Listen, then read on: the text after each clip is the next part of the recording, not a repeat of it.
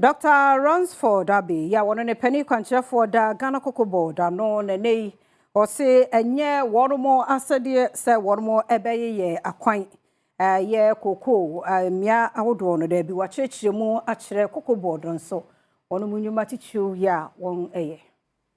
Bra wonum ekobon so aye ka wonum adwuma wo ye ho ewo asen da wo mako ye wo mfimfini mantem mu no na Dr. Randy Abbey editu dwa se enye COCOBOD asede ene se wonum ebeyi akwan nanso wonum abo homodin bebre aboa akwan bebre awayie ewo man mu okoso a kire sikasemu akwanside bi a wonum enemu ewo won adwuma wo ye mu Koros nti se ekoton koko na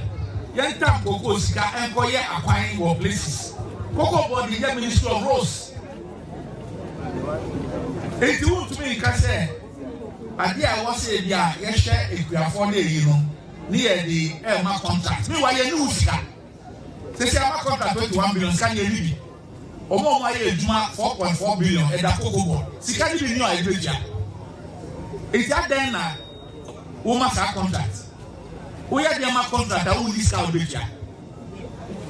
Enti me ba gina ha say no nsi ba mo kan nyina no me pese mo boss mamia me ka se mati me du nkran me ma contract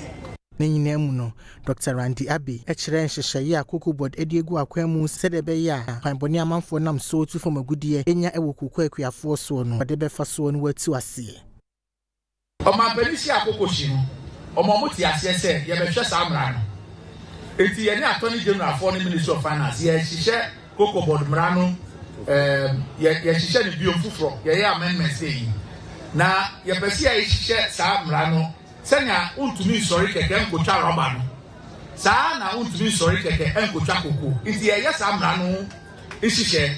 na yetumi wie a na parliament approve a